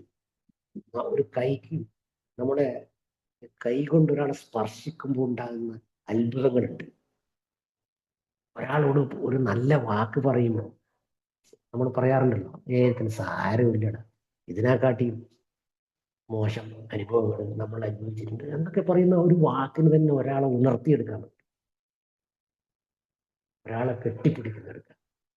ഇതൊക്കെ ആത്മീയമായ ഒരു ഉള്ളിലുണ്ടെങ്കിലേ അത് പുറത്ത് നടക്കൂ. ആ ആത്മീയമായ അറിവ് അതുകൊണ്ടായിരിക്കും ഞാൻ വിചാരിക്കുന്നു 12ാമത്തെ പടിയിലാണ് ആത്മീയ പ്രചോദനത്തിന്റെ ഫലമായി, ഇതിൽ നിന്ന് കിട്ടിയ ആത്മീയ പ്രചോദനത്തിന്റെ ഫലമായി ഈ സന്ദേശത്തിലൂടെ ആളുകൾ എത്തിച്ചു കൊടുക്കാൻ. അങ്ങനെ വന്നു കഴിഞ്ഞാൽ നമ്മൾ പറയുന്ന വാക്കിന് അതിന്റെ ആ ഒരു മധ്യാസക്തന്റെ ഉള്ളിൽ ആത്മാവിൽ അത് എത്തിക്കാൻ പറ്റും. നമ്മളെ സ്പർശനമായ ആത്മാവിൽ കൊടുക്കാൻ പറ്റും. അത് ഇതിൽ നിന്ന് പഠിക്കണം. പഠിച്ചു വരുന്നതാണ്. അത് എല്ലാവർക്കും കിട്ടും. ഒരു വ്യക്തിക്കുള്ള ഒന്നല്ല. നിരന്തരമായി യാത്ര ചെയ്യുകയും നിരന്തരമായി ആൽക്കഹോളിക് അനോണിമസിനെ പറ്റി അല്ലെങ്കിൽ ആത്മീയതയെ പറ്റി പഠിക്കുകയും അവനവനെ പറ്റി, ആത്മീയത ഞാൻ ഉദ്ദേശിച്ചത് അവനവനെ പറ്റി പഠിക്കുകയും ബിഗ് ബുക്ക് വായിക്കുമ്പോൾ എന്റെ കഥയാണെന്ന് എന്നെ അതിനകത്ത് കാണാൻ പറ്റുകയും ചെയ്യുന്നു. അങ്ങനെ കാണാൻ പറ്റാതെ കൊണ്ടത് ബിഗ് ബുക്ക് വായിച്ച കാര്യമൊന്നുമില്ല. എന്റെ കഥ അതിൽ അന്ന ബിഗ് ബുക്കിൽ കാണാൻ പറ്റണം. അതാണ് ആത്മീയമായ അറിവ്, ആത്മീയമായ ബുക്ക്, ആത്മീയമായ പ്രസ്ഥാനം എന്നൊക്കെ പറയുന്നത് അവനവൻ ആ പ്രസ്ഥാനം അവനവനെ അതിൽ കാണാൻ പറ്റണം. അത് ഒരു കുടിയനെ ജീവിതത്തിൽ നമ്മൾ കണ്ടുമുട്ടുമ്പോൾ അയാളിൽ നമുക്ക് കാണാൻ പറ്റുമ്പോഴാണ് അയാൾ നമ്മൾ ഒന്നാവുന്നത്. അത് എല്ലാവരും കഴിയില്ല. ആത്മീയമായ ഒരു വികസനം ഉള്ളിൻ്റെ ഉള്ളിലുണ്ട്. അത് പ്രയോഗത്തിൽ വരുമെന്നാണ് ഞാൻ മനസ്സിലാക്കുന്നത്. ഇത്തരത്തിലുള്ള കുറെ അനുഭവങ്ങൾ ശരിക്കും പറഞ്ഞു കഴിഞ്ഞാൽ ആൽക്കഹോളിക് അനോണിമസിന്റെ കണ്ടുമുട്ടിയത് മുതൽ ജീവിതത്തിൽ ഞാൻ നിരന്തരമായി എൻ്റെ ജീവിതത്തെ നിരീക്ഷിച്ചുകൊണ്ടേയിരിക്കുന്ന ഒരാളാണ്. എന്താണ് എൻ്റെ മനസ്സിൽ സംഭവിക്കുന്നത്, എന്തൊക്കെയാണ് ഓരോ കാര്യത്തിലുമുള്ള ഞാൻ എപ്പോഴും പറയുന്നൊരു കാര്യം തന്നെയാണ്. ഞാൻ 17 കൊല്ലമായി എന്ന് പറയാം. ഞാനൊരു കൊല്ലം മുമ്പേ എൻ്റെ ജീവിതത്തിൽ മനസ്സിലാക്കി, ഞാൻ അധികം മീറ്റിങ്ങിൽ പറയുന്ന കാര്യം തന്നെയാണ്, മനസ്സിലാക്കിയ ഒരു കാര്യമാണ്. ഒരു പുതിയൊരു സുഹൃത്ത് എയിൽ വന്നു. കുറച്ചു കാലമായി, അന്നേരം ഒരു 5-6 മാസമായിട്ടുണ്ട്. അദ്ദേഹത്തിൻ്റെ അയാളെ ഡൈവേഴ്സ് ചെയ്തതാണ്, അയാളെ ഭാര്യ. അപ്പോൾ അയാളെ കൂടിയാണ് അയാളെ മകൻ. അപ്പോൾ അയാൾ ഒരു പ്രാവശ്യം ഷെയർ ചെയ്യുമ്പോൾ പറഞ്ഞു, ഞാൻ ഇത്ര വരെ വിചാരിച്ചത് എൻ്റെ ഭാര്യ വീട്ടിൽ നിൽക്കുമ്പോൾ എൻ്റെ കൂടെയാണ് എൻ്റെ മകൻ വന്നത്, അതുകൊണ്ട് അവളാക്കാട്ടിയും എൻ്റെ മകന് എന്നോടാണ് സ്നേഹം, അത് എന്നെ വല്ലാണ്ട് അഹങ്കരിപ്പിച്ചു എന്നൊക്കെ പറഞ്ഞു. പിന്നീടാണ് എനിക്ക് മനസ്സിലായത് എന്നെ പറ്റിയിട്ട് എൻ്റെ പറഞ്ഞില്ല. എൻ്റെ ഒരു കുറ്റവും എൻ്റെ അങ്ങനെയൊക്കെ മനസ്സിൽ ആൽക്കഹോളിക് അനോണിമസിൽ വന്നിട്ട് സ്വബോധത്തിൽ ജീവിക്കുമ്പോഴാണ് എനിക്കത് മനസ്സിലായത്. എൻ്റെ ഭാര്യയുടെ വിലയും എനിക്ക് മനസ്സിലായത്. ഒരു ഷെയർ ചെയ്തിട്ടുണ്ട്. പക്ഷെ എന്നെ സംബന്ധിച്ചിടത്തോളം അത് കേട്ടപ്പോൾ ഞാൻ ആലോചിച്ചത്, ഞാൻ കള്ളു കുടിക്കുന്ന സമയത്ത് എൻ്റെ ഭാര്യ വീട്ടിൽ കല്യാണം നടത്തിയിട്ടുണ്ട്. എൻ്റെ ഭാര്യ നീ കല്യാണം ഞാൻ പോയിട്ട് പല പ്രശ്നങ്ങളും വളരെ കുടിച്ചിട്ടുള്ള പ്രശ്നങ്ങൾ ഉണ്ടായിട്ടുണ്ട്. വീട്ടിൽ സ്ഥിരമായിട്ട് എന്താ പറയണ്ടേ, ആത്മീയ പീഡനം അങ്ങനെ തന്നെ പറയേണ്ടി വരും. അടിച്ചിട്ടൊന്നുമില്ല, പക്ഷെ വല്ലാത്ത തരത്തിലുള്ള ആത്മീയമായ ഒരു മനുഷ്യൻ ആന്തരികമായി തകർക്കേണ്ട തരത്തിലുള്ള വാക്കുകളും പ്രവൃത്തികളും. പക്ഷെ എൻ്റെ ഭാര്യ വീട്ടിൽ എനിക്ക് എപ്പോഴും റെസ്പെക്ട് തരാം. അത് ഈ ചങ്ങായി അത് ഷെയർ ചെയ്തപ്പോഴാണ് എനിക്ക് മനസ്സിലായത് എൻ്റെ ഭാര്യ എന്നെ പറ്റിയിട്ട് ഒരു മോശം കാര്യവും എൻ്റെ ഭാര്യ വീട്ടിൽ പറഞ്ഞിട്ടില്ല എന്ന് പറയുന്ന ഒരു കാര്യം. അത് വളരെ നിസ്സാരമാണ്, കേട്ട് കഴിഞ്ഞാൽ ഇപ്പൊ കേൾക്കുന്നോട്ട് തന്നപ്പോൾ അതുമില്ലേ. പക്ഷെ എന്നെ സംബന്ധിച്ചിടത്തോളം അത് എൻ്റെ ഭാര്യമായിട്ടാണ് ഞാൻ കണ്ടത്. അവൾക്ക് അങ്ങനെ ഒരു ഗുണമുണ്ട് എന്ന് ഞാൻ ആൽക്കഹോളിക് അനോണിമസിൽ വന്നിട്ട് 16 കൊല്ലം കഴിഞ്ഞിട്ടാണ് എനിക്ക് മനസ്സിലായത്. ഇവൾക്ക് ഇങ്ങനെ ഒരു ഗുണമുണ്ടാകും പറ്റി പറഞ്ഞു. അതിന്റെ ഫലം എന്തായെന്ന് പറഞ്ഞാൽ പിന്നീട് എൻ്റെ ഭാര്യയോട് എനിക്ക് കുറച്ചും കൂടി റെസ്പെക്റ്റും സ്നേഹം കൂടിയിരുന്നു. ഞാനിപ്പോൾ അവൾക്കൊന്നും അങ്ങനെയൊന്നും പറയാറില്ല. ഒരു കാര്യത്തിലും അവളെ ഒരു തരത്തിലും വേദനിപ്പിക്കാതിരിക്കണം എന്നുള്ള രീതിയിൽ എല്ലാ ചെയ്യാൻ ശ്രമിക്കാം. ചിലപ്പോൾ നിനക്കെതിരായിട്ടും വരാറുണ്ട്, ഇല്ലാന്നൊന്നും പറയുന്നു. പറഞ്ഞു വരുന്നത് എന്താണെന്ന് അതൊരു എന്നെ സംബന്ധിച്ചിടത്തോളം വലിയ അറിവാണ്. അത് ഞാൻ അങ്ങനെ മനസ്സിലാക്കിയിട്ടില്ല എൻ്റെ ഭാര്യ. ഞാൻ പറഞ്ഞു വരുന്നത് ഇത്തരത്തിൽ ചെറിയ ചെറിയ അറിവുകൾ തന്നെയാണ് നമ്മളെ ജീവിതത്തിനെ മാറ്റിമറിക്കുന്ന ഏതൊരു അറിവും. കുട്ടി നിർത്താനുള്ള അറിവ്, മറ്റുള്ളവരുടെ അറിവ്, ബഹുമാനിക്കാൻ തോന്നിയ അറിവ്, സമൂഹത്തിന്റെ അകത്ത് നടത്തുന്ന അറിവ്, എല്ലാ അറിവും അതിൻ്റെയൊക്കെ പിറകിൽ ചിലപ്പോൾ ചില ആളുകൾക്ക് അത് മനസ്സിലായിട്ടുണ്ടാവില്ല, നിരീക്ഷിച്ചിട്ടുണ്ടാവില്ല. പക്ഷെ അതിൻ്റെ ഉള്ളിൽ എപ്പോഴോ അദ്ദേഹത്തിന്റെ ഉള്ളിൽ കയറിയ ഒരു അറിവുണ്ടാവും. ഇതുപോലെ അയാളെ ഉള്ളിൽ മാറ്റം വരുത്താൻ പറ്റിയ ഒരു അറിവ്. അതാണ് പലപ്പോഴും സംഭവിക്കുന്നതെന്നാണ് ഞാൻ മനസ്സിലാക്കിയിട്ടുള്ളത്. പറഞ്ഞു വരുന്നത് അപ്പൊ ഇത്തരത്തിൽ ഓരോ കാര്യങ്ങൾ നമ്മുടെ ജീവിതത്തിൽ ഒരു ആത്മീയ പരിപാടിയാണ് എന്ന് പറയുന്നത് തലം എന്ന് പറയുന്നത് നിരന്തരമായ യാത്ര ചെയ്യുന്ന ഒരാൾക്ക് ഇതിൻ്റെ അകത്ത് നിന്ന് ആവശ്യത്തിന് ജീവിതത്തിന്റെ ആവശ്യത്തിന് വേണ്ടുന്ന എല്ലാ തരത്തിലുള്ള അറിവുകളും എല്ലാ തരത്തിലുള്ള എന്താ പറയുക ജീവിതത്തെ മുന്നോട്ട് കൊണ്ടുപോകേണ്ട ഞാനിപ്പോൾ എൻ്റെ ജീവിതം എന്ന് പറഞ്ഞാൽ ഞാൻ ഇന്നൊരു വലിയൊരു സാമ്പത്തിക പ്രതിസന്ധിയിലൂടെയാണ് കടന്നു പോകുന്നത്. ഒരു ഇൻവെസ്റ്റ് ചെയ്തിട്ട് ആ പണം നഷ്ടപ്പെട്ടു പോകുന്ന ഒരവസ്ഥയാണ് ഉള്ളത്. വലിയൊരു എമൗണ്ടാണ്. എൻ്റെ ജീവിതത്തിന്റെ നിലനിൽപ്പിനെ തന്നെ ബാധിക്കുന്ന ഒരു പ്രശ്നമുണ്ട്. പക്ഷെ ഞാനിപ്പോൾ സങ്കടപ്പെടാറുമില്ല. കാരണം എന്ന് പറഞ്ഞു കഴിഞ്ഞാൽ അത് വേറെടുക്കാൻ പറ്റും, വേണ്ടതാങ്കിൽ വരും, ഓടതാങ്കിൽ പോകും. വേറെ ഞാനിപ്പോ ഇവിടെ എന്താ പറയണ്ടേ, ഇതിനു വേണ്ടിയിട്ട് കരഞ്ഞതിനെ കൊണ്ടോ പിന്നെ അസ്വസ്ഥനായതിനെ കൊണ്ടോ ഒന്നും കാര്യമില്ല. അതിന് വേണ്ട പ്രവർത്തനം നടത്തുക, കിട്ടിയിട്ടുണ്ട് വാങ്ങാം, കിട്ടിയിട്ടില്ലെങ്കിൽ അതിനനുസരിച്ച് ജീവിക്കാൻ പഠിക്കുക എന്നല്ലാണ്ട് വേറെ കാര്യങ്ങളൊന്നുമില്ല. അപ്പൊ ആ അറിവ് അല്ലെ ഞാൻ എന്ന് പറഞ്ഞാൽ എനിക്ക് ഞാൻ ചിലപ്പോൾ ആത്മഹത്യയൊക്കെ ചെയ്താണ് അങ്ങനെയുള്ള പ്രശ്നങ്ങൾ വന്നു കഴിഞ്ഞാൽ. അപ്പോൾ ഞാൻ പറഞ്ഞു വരുന്നത്, അപ്പൊ അത്തരത്തിലുള്ള ഒരു അറിവ് അതിനെ തടുക്കാനുള്ള ഏത് പ്രതിസന്ധി വന്ന് നമുക്കുള്ളതിനെ പറ്റിയിട്ട് ചിന്തിക്കാൻ പഠിക്കുക. അതാണ് ഞാൻ ആൽക്കഹോളിക് അനോണിമസിന് കിട്ടിയ മറ്റൊരു അറിവ് എന്ന് പറയുന്നത്. നമുക്കുള്ളതിനെ ആസ്വദിച്ച് ജീവിക്കാൻ പറ്റും. എവിടെയാണോ അവിടെ, ആരുടെ കൂടെയാണോ അവരുടെ കൂടെ, എന്താണോ ഉള്ളത് അതുകൊണ്ട് ജീവിക്കാൻ പഠിക്കും. മറ്റു നഷ്ടപ്പെട്ടു പോയതിനെ പറ്റി ആലോചിച്ചിട്ട് നമ്മളെ ജീവിതം നഷ്ടപ്പെടുത്താനോ ഇനിയും ജീവിക്കണമെങ്കിൽ കഴിഞ്ഞുപോയ കാര്യത്തെ പറ്റി ആലോചിച്ചുകൊണ്ട് വരാൻ പോകുന്ന കാലത്തിനെയും കൂടി നഷ്ടപ്പെടുത്തിക്കൊണ്ട് ജീവിക്കുന്ന, അങ്ങനെയാണ് ഞാനൊക്കെ ജീവിച്ചത്. എന്തെങ്കിലും പ്രശ്നമുണ്ടെങ്കിൽ അത് വീണ്ടും അതിന്റെ ഡബിൾ പ്രശ്നമാക്കിയിട്ട് ആരോ നമ്മളെ ഷെയർ ചെയ്ത് കിടന്നു. 15,000 രൂപ ബാങ്കിൽ അടിക്കാനുണ്ടെങ്കിൽ 25,000 രൂപ കടം വാങ്ങിയിട്ട് കണ്ണുകൂടിച്ചിട്ട് 15 അടക്കൂല 25 അടക്കൂല ആ രീതിയിലേക്ക് മാറുന്ന തരത്തിലുള്ള ജീവിതത്തിലേക്ക് പോകുന്നത് പോലെയുള്ള അവസ്ഥ. അതൊക്കെ അവനവനുള്ളത് എന്താണോ നമ്മുടെ വില. ഞാനീ നേരത്തെയൊക്കെ പറഞ്ഞ പോലെ ഒരു മനുഷ്യൻ എന്നുള്ള തലത്തിൽ എന്തൊക്കെ ശക്തികളുണ്ട് നമ്മുടെ കൈമിൽ, അസാമാന്യ ശക്തികളുണ്ട്. അതാണ് ഞാൻ ആൽക്കഹോളിക് അനോണിമസ് പോകുമ്പോൾ ഞാൻ മനസ്സിലാക്കിയത്. ആളുകളെ നമ്മൾ എത്രയോ ആളുകൾ ചിലപ്പോൾ നമ്മളോടി നമ്മളെ എന്തെങ്കിലുമൊക്കെ കൊണ്ട് ചെറിയൊരു പങ്കാളിത്തം കൊണ്ട് ജീവിതം രക്ഷപ്പെട്ട ആളുകളൊക്കെ അങ്ങനെയാണ് ജീവിച്ചത്. ഒരു മനുഷ്യനെ കള്ളുകൂടി നിന്ന് മാറ്റി നിർത്തുമ്പോൾ അതിൻ്റെ ആ ഗ്രൂപ്പിൽ നമ്മളും കൂടി പങ്കാളിയാകുമ്പോൾ അതിൻ്റെ ഒരു വലിപ്പം, ഒരു മനുഷ്യന്റെ ജീവനാണ് നമ്മൾ രക്ഷപ്പെടുത്തുന്നത്, നമ്മുടെ ഗ്രൂപ്പ് രക്ഷപ്പെടുത്തുന്നത്. അപ്പൊ അതിൻ്റെ ഒരു അത്ഭുതം ഈ ലോകത്തില് ഡോക്ടർമാരും അങ്ങനെയുള്ള ആൾ ചെയ്യുന്ന പോലത്തെ ഒന്നും അറിയാത്ത നമ്മളെ ഗ്രൂപ്പിൽ എത്തിയിട്ട് എത്രയോ ഡോക്ടർമാരെ ചികിത്സിച്ച ആളുകൾ നമ്മളെ ഗ്രൂപ്പിൽ വന്നിട്ട് അയാൾ വീണ്ടും കുടിക്കാതിരിക്കുക എന്ന് പറയുമ്പോൾ നമുക്കുണ്ടാകുന്ന ഒരു സന്തോഷം അത് എവിടെ നിന്ന് കിട്ടുന്നതാണെന്ന് ചോദിച്ചു കഴിഞ്ഞാൽ ഇത് തന്നെയാണ് അടിസ്ഥാനം. കണ്ണൂർ എനിക്ക് ഓർമ്മയുണ്ട്, പണ്ട് വളരെ മുമ്പാണ് ഞാനൊക്കെ വന്നിട്ട് 1 കൊല്ലം 2 കൊല്ലം ഞാൻ ആയ സമയത്ത് ഒരു ഫാമിലി വന്നിട്ട്, ഒരു ഭാര്യ ഭർത്താവും കപ്പിള്. അവരെ കോടതി അയച്ചു, എങ്ങനെയാണ് നമ്മൾ കോടതി അയച്ചതെന്ന് എനിക്കറിയില്ല. കോടതിയിൽ ജഡ്ജിക്കൊക്കെ ഇതിനെ പറ്റി അറിയാൻ തോന്നുന്നു. അവർ പറഞ്ഞത് ഡൈവേഴ്സിന് വേണ്ടി കൊടുത്തിട്ടാണ് എത്തിയത്. ജഡ്ജി പറഞ്ഞത് പിന്നെ നിങ്ങൾ ആൽക്കഹോളിക് അനോണിമസിന്റെ മീറ്റിങ്ങിന് പോയിട്ട് അവിടുന്ന് ഒരു ലെറ്റർ വാങ്ങണം, പങ്കെടുത്തതിനുള്ള അത് വാങ്ങിയിട്ട് വരണം എന്ന് പറഞ്ഞു. അപ്പൊ അവര് വന്നിട്ട് അങ്ങനെയാണ് നമ്മൾ കണ്ണൂർ ആദ്യമായിട്ട് ലെറ്റർ പേഡ് അടിച്ചത്. അവർക്ക് എഴുതി കൊടുക്കാൻ വേണ്ടിയിട്ടാണ്. അതുവരെ നമുക്ക് ലെറ്റർ പേഡ് ഇല്ലായിരുന്നു. അപ്പൊ അവർക്ക് കൊടുക്കാൻ വേണ്ടിയിട്ട് കോടതിയിലേക്ക് ആയതുകൊണ്ട് നമ്മൾ ആദ്യമായിട്ട് കണ്ണൂരിൽ കണ്ണൂരിനില്ലാന്ന് കണ്ണൂർ ഗ്രൂപ്പിന്റെ പേര് വെച്ചിട്ട്, സംഗമ ഗ്രൂപ്പിന്റെ പേര് വെച്ചിട്ട് ഒരു ലെറ്റർ പേഡ് അടിച്ചിട്ട് അതിനകത്താണ് നമ്മളന്ന് എഴുതി കൊടുത്തത് ഇവർ പങ്കെടുത്തില്ലെന്ന് പറഞ്ഞിട്ട്.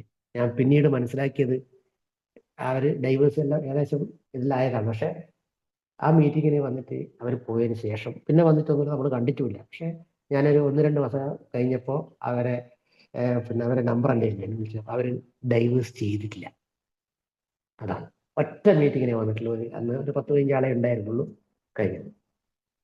അത് അന്ന് പങ്കെടുത്ത ആളുകളുടെ ജീവിതം പങ്കുവെച്ചപ്പോൾ അവർക്കെന്തോ മനസ്സിലായി, അത്രേ പറയാൻ പറ്റും. ആ പങ്കുവെക്കുന്നതിൻ്റെ അകത്തുള്ള എന്താ പറയുക, ഒരു ആത്മീയതയുണ്ട്. ഒരു വല്ലാത്ത ചില ആൾ അന്നൊക്കെ നല്ല മീറ്റിംഗ് ആയിരുന്നു. അന്നൊക്കെ ഉണ്ടായിരുന്ന മീറ്റിംഗ് ഒക്കെ നല്ല മീറ്റിംഗുകളാണ്. ഇന്നങ്ങനെ തന്നെ. അപ്പോ ഒരു അത്ഭുതമാണ്. ഇന്നും ആലോചിക്കുമ്പോൾ ഞാൻ പലപ്പോഴും ചിലപ്പോൾ ഒക്കെ ആലോചിച്ച് പോകാറുണ്ട്. എന്തൊരു അത്ഭുതമാണ് അതൊക്കെ നടന്നത്. എന്താണ് അതിൻ്റെയൊക്കെ പുറകിൽ? അപ്പോൾ എന്താണ് സംഭവിച്ചുകൂടാതെ?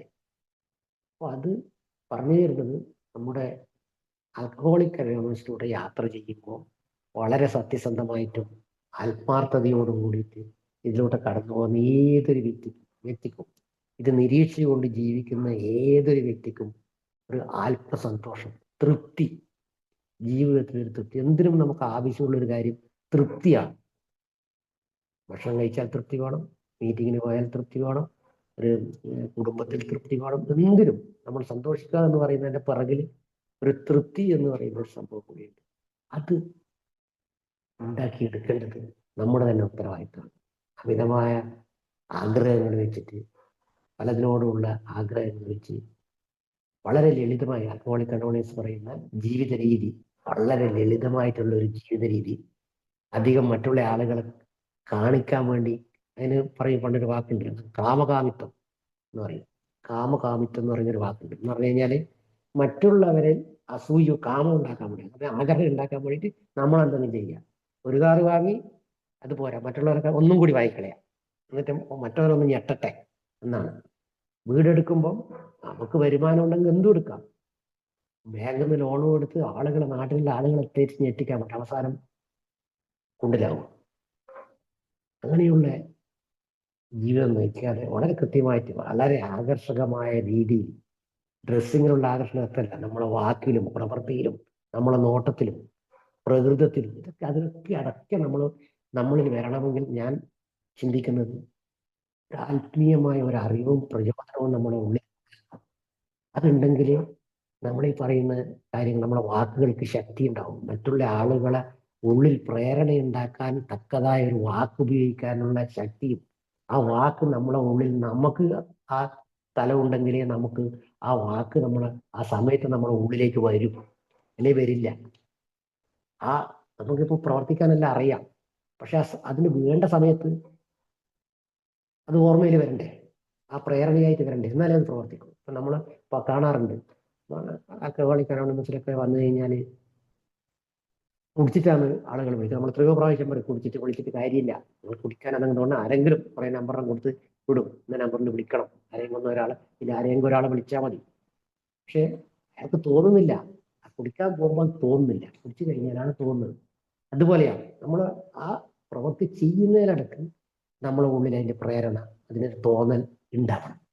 അത് ഉണ്ടാവണമെങ്കിൽ നമ്മളെ ഉള്ളിലത് ഉറക്കണം.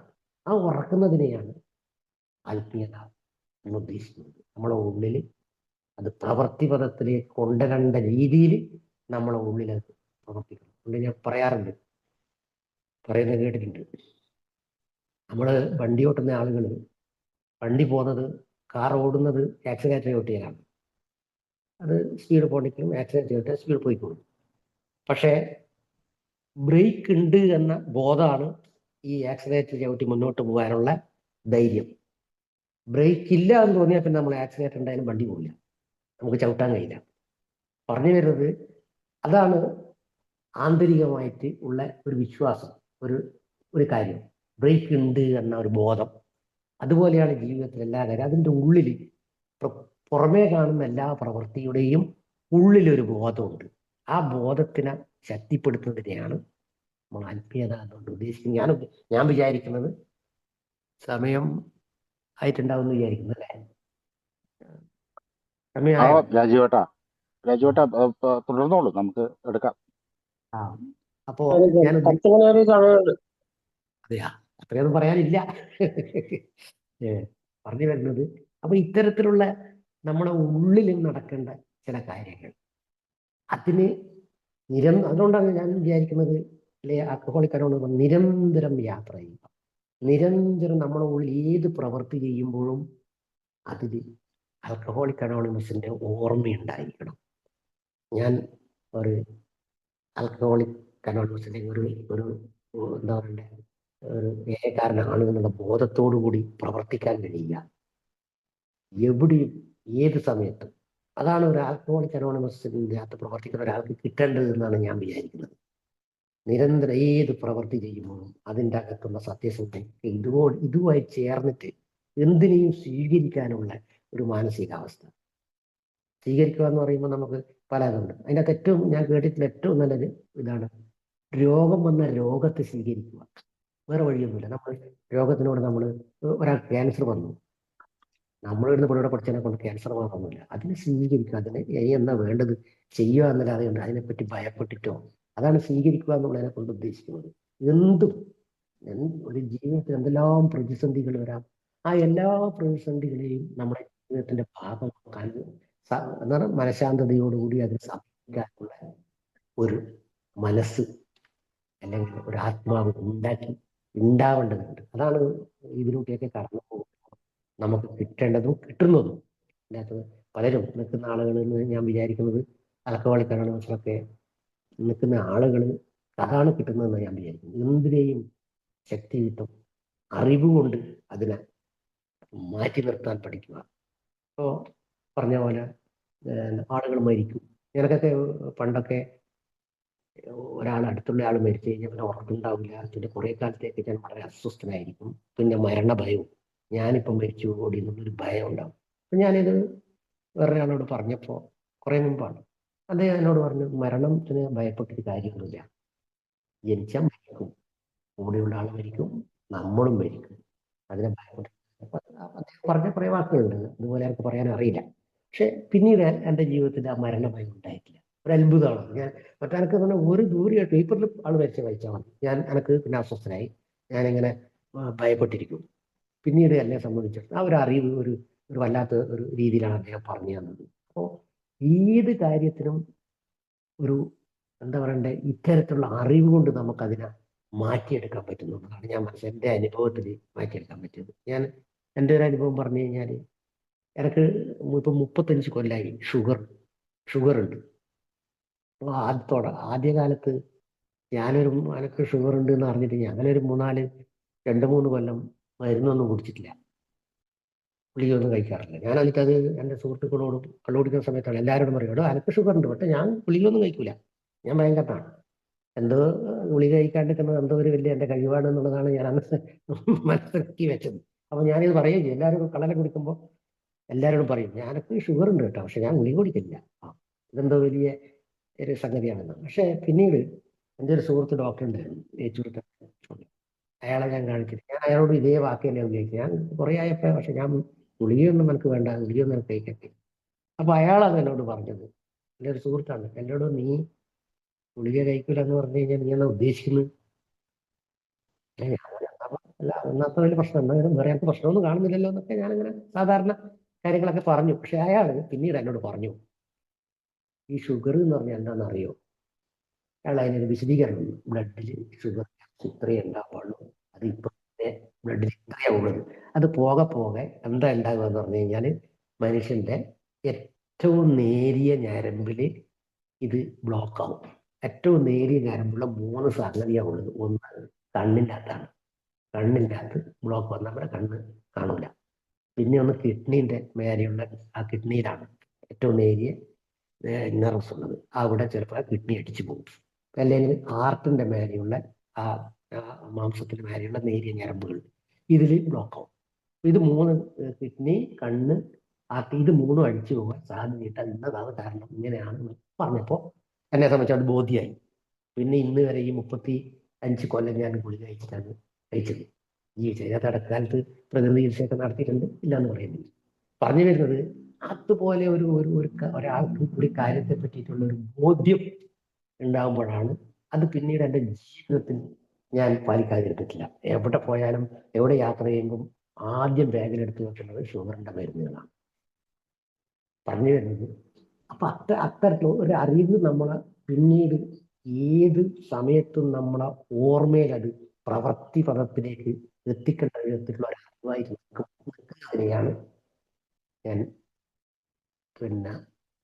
ഞാൻ ഉദ്ദേശിക്കുന്നത് ആത്മീയ അതായിരിക്കണമെന്നും നിങ്ങൾ വിചാരിക്കേണ്ടത് എൻ്റെ രീതിയിൽ ഞാൻ പറയുന്നതേ ഉള്ളൂ. അതുപോലെ തന്നെ എൻ്റെ ജീവിതത്തിൽ നടന്ന വേറൊരു സംഭവമാണ്,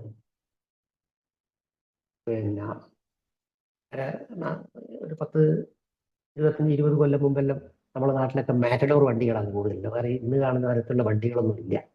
എനക്കും ഉണ്ടായിരുന്നു ഒരു മാറ്റഡോർ വണ്ടി. അപ്പോ അപ്പോൾ ആ കാലഘട്ടത്തിൽ പലപ്പോഴും നമ്മുടെ നാട്ടിൽ നിന്നൊക്കെ പോയ വണ്ടികൾ ആക്സിഡന്റ് ആയിട്ട് പിന്നെ മംഗലാപുരം മുഹാമി ക്ഷേത്രങ്ങളിലൊക്കെ പോയി കഴിഞ്ഞാൽ പലപ്പോഴും എൻ്റെ ഓർമ്മയിൽ തന്നെ 3-4-5 വണ്ടിയുടെ ആക്സിഡന്റ് ആയിട്ട് കുറെ ആളുകൾ മരിച്ച ഒരു ഇതിലുണ്ട്. അതിൻ്റെ അകത്ത് ഒരാൾ എൻ്റെ സുഹൃത്തായിരുന്നു, ഡ്രൈവർ. അദ്ദേഹം അത് മരിച്ചു എന്നായിരുന്നു. എന്നെ മരിച്ചുപോയി കുറച്ച് ദിവസം നേരത്തെ. ഞാൻ അദ്ദേഹത്തെ കാണാൻ ആടെ പോയപ്പോൾ എൻ്റെ ഉള്ളിൽ അദ്ദേഹം പറഞ്ഞു തന്ന ഒരു കാര്യമുണ്ട്. മാറ്റഡോർ വണ്ടിയിൽ പോകുമ്പോൾ എനക്കെന്താ പറ്റിയെന്ന് പറഞ്ഞു കഴിഞ്ഞാൽ ബാക്ക് നാലോ നേരിയ ഗ്ലാസ് പേപ്പറിന്റെ ഒരു സഞ്ചി എന്തോ സാധനം കൊണ്ടുവന്ന് അതെടുത്ത് അത് പെട്ടെന്ന് കാറ്റ് വന്നിട്ട് പുറത്തേക്ക് വന്ന് ഡ്രൈവറെ കണ്ണിലേക്ക് ബ്ലോക്കായിട്ട് അടങ്ങുന്നു. അങ്ങനെയാണ് ആക്സിഡന്റ് ഉണ്ടായത്. നീ ഇനി വണ്ടി ഓടുന്നുണ്ടെങ്കിൽ ഇത് ശ്രദ്ധിക്കണം എന്ന് പറഞ്ഞു. അത് എൻ്റെ ഉള്ളിൽ ഒരിക്കലും മറക്കാത്തൊരു കാര്യമാണ്. ഒരു മരണമൊഴിയായിട്ട് അതേ പിറ്റേ ദിവസം തന്നെ അദ്ദേഹം മരിച്ചുപോയി. ഞാൻ പറഞ്ഞു വരുന്നത് എന്താണെന്ന് പറഞ്ഞു കഴിഞ്ഞാൽ ഇത്തരത്തിലാണ് അത് എൻ്റെ ജീവിതത്തിൽ ഒരിക്കലും ഞാൻ ഒരറിവ്. ഞാൻ എൻ്റെ വണ്ടീൻ്റെ അകത്ത് ആരെങ്കിലും ഗ്ലാസ് പേപ്പറിന്റെ ഒച്ച കേട്ടാൽ പിന്നെ ഞാൻ വണ്ടി ഓട്ടില്ല. ഞാൻ അപ്പോൾ വണ്ടി സൈഡാക്കിയിട്ട് അടക്കും. ഇതെന്നാ എടുക്കുന്നത് അങ്ങനെ അത് അവിടെ ഉള്ളിൽ ചുരുട്ടി വെക്ക്, ഇപ്പോൾ എടുക്കാൻ പറ്റില്ല എന്ന് പറയും. അത് ആര് ഫ്രണ്ട്സ് ആയാലും ഫാമിലി ആയാലും ആരെയും ഞാൻ വണ്ടിയിൽ എടുക്കാൻ പോകില്ല. അന്നത്തെ ഇന്നങ്ങനെയാണെങ്കിൽ ഫുൾ AC-യിലാണ് പിന്നെ വണ്ടി ബ്ലോക്ക് ചെയ്തിട്ടാണ് പോകുന്നത്. എന്നാൽ പോലും എൻ്റെ ആ ഉള്ളിൽ നിന്ന് ആ ഒരു അറിവ് ഞാൻ ആ ഗ്ലാസ് പേപ്പറിന്റെ സൗണ്ട് കേൾക്കുമ്പോൾ എനിക്ക് ആ ഓർമ്മ വരും. പറഞ്ഞു വരുന്നത് ഇത്തരത്തിൽ ഓരോ കാര്യങ്ങളും നമ്മുടെ ജീവിതത്തിൽ നിത്യ ജീവിതത്തിൽ നടക്കുന്ന പല കാര്യങ്ങളുടെയും നമ്മൾ ഏതോ കാലത്ത് കിട്ടിയ അറിവുകളാണ് നമ്മൾ നെഗറ്റീവായിട്ടും പോസിറ്റീവായിട്ടും ഒക്കെ പ്രവർത്തിപ്പിക്കുന്നത്. ഇത് നമ്മൾ ഏതിലും നമ്മൾ പറയുമ്പോൾ നമ്മളൊരു ആൽക്കഹോളിക് കണ്ടു ഇതിൽ തന്നെ ആത്മീയത തന്നെ ഒരു നെഗറ്റീവ് വശം കൂടിയുണ്ട്. എന്താണെന്ന് പറഞ്ഞു കഴിഞ്ഞാൽ നമ്മൾക്ക് ഒരാളെ ആൽക്കഹോളിക് അനോണിമസ് വന്ന ഒരാളെ കുടി നിർത്താതിരിക്കാനുള്ള ചില കാര്യങ്ങൾ പറഞ്ഞു കൊടുക്കാൻ കഴിയുന്നത് പോലെ തന്നെ നമ്മുടെ വാക്കിൻ്റെ അകത്ത് വരുന്ന ചില തകരാറുകൾ ആളുകളെ കുടിക്കാൻ പ്രേരണയാക്കും. ചില ആളുകളൊക്കെ മീറ്റിങ്ങിൽ പറയുന്നത് കേട്ടോ. ഒരാൾ എന്നോട് പറഞ്ഞതാണ്, അയാളുടെ ഷെയറിങ്ങിൽ ഒരാഴ്ച മുമ്പേ കുടിച്ച ആളാണ്. അയാൾ മീറ്റിങ്ങിൽ വന്നിട്ട് പറയുന്നത് അയാൾ കുടിച്ച ഗ്ലാസ് വെച്ചു, അത് നൊര വന്നു, ഞാൻ മറ്റേത് വെച്ചു, അങ്ങനെയായി. അപ്പൊ കുടി നിർത്താൻ വന്ന ആദ്യ അത് കുടിക്കാനുള്ള പ്രേരണയാണ് അയാൾക്ക് ഉണ്ടായത്. അയാൾ എന്നോട് പറഞ്ഞു, മാഷെന്ന് ആള് ഇങ്ങനെ പറഞ്ഞപ്പോ ആണ് എനിക്ക് അത് വീണ്ടും കുടിക്കണം തോന്നിപ്പോയി. പറഞ്ഞു വരുന്നത് നമ്മൾ ഈ വളരെ ഈയുടെ മീറ്റിങ്ങിലായാലും ഈ ആത്മീയത എന്ന് പറയുന്നതിന്റെ നേരെ ഇത് നെഗറ്റീവായിട്ട് പ്രവർത്തിക്കും. അത് പ്രവർത്തിച്ചിട്ടുണ്ട് നമ്മളെയൊക്കെ ജീവിതത്തിൽ. ഞാനൊക്കെ കുടിച്ചപ്പോൾ എൻ്റെ ഭാര്യയ്ക്ക് അതിന്റെ രോഗം കിട്ടിയിട്ടുണ്ട്. ആൾക്ക് സ്ഥിരം നടുവേദനയും തലവേദനയായിരുന്നു. ഞാൻ കുടി നിർത്തിയിട്ട് 6 മാസം കഴിഞ്ഞപ്പോൾ അവളുടെ ആരോഗ്യങ്ങൾ മാറിയിട്ടുണ്ട്.